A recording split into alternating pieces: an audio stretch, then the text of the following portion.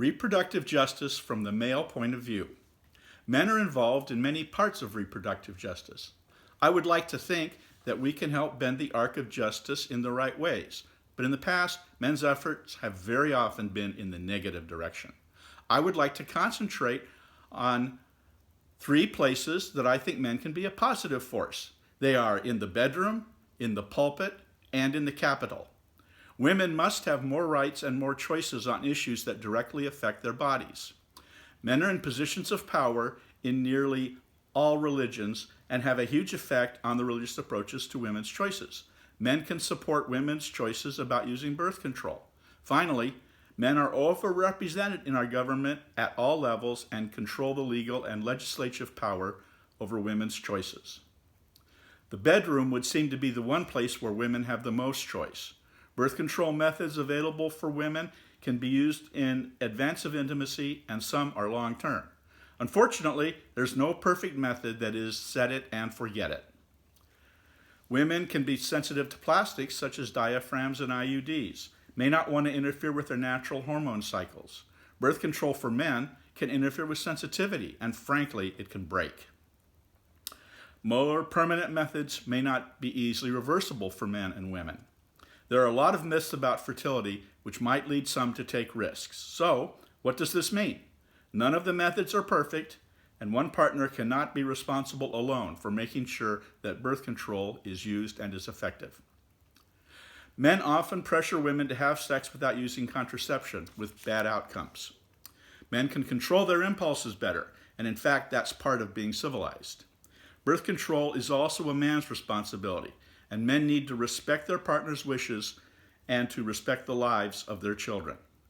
I want to see a world where all children born are actually wanted children, conceived in love and in purpose. Men need to be as responsible as their partners to make sure that birth control is used when neither partner wants to bear a child. Men need to take seriously the fact that they are creating a child with their partners when they share intimacy. In our more conservative churches, especially in the Catholic Church, the church hierarchy is dominated by men. This certainly affects how these churches deal with issues of women's rights and control of their bodies. Men do not become pregnant. They do not give birth. They often don't care for their children after they're born. In many of these religions, the family hierarchy is that women are obedient to their husbands. This is not a partnership. Women are not allowed to make their reproductive choices. It's not surprising that more emphasis is made on women doing things to keep men happy, to being low in the family hierarchy, and being low in the power structure. Perhaps they oversee the domestic domain, but not any other place. In a great many religions, men are in control. And as if they're living out the story of the fall from Eden, many churches seem to be punishing women for having children. No matter how much churches speak of loving all of God's creation, including women, the one thing they do not seem to want is for women to make their own choices about their lives. Finally, the state and federal governments are overwhelmingly male. This is slowly changing, but there is no guarantee it will change soon. Men make many choices about the lives of women. In the lifetimes of many people today, women did not have control of their personal finances, their credit cards. They did not have signing rights to contracts or home ownership because the men in control believed women did not need these things.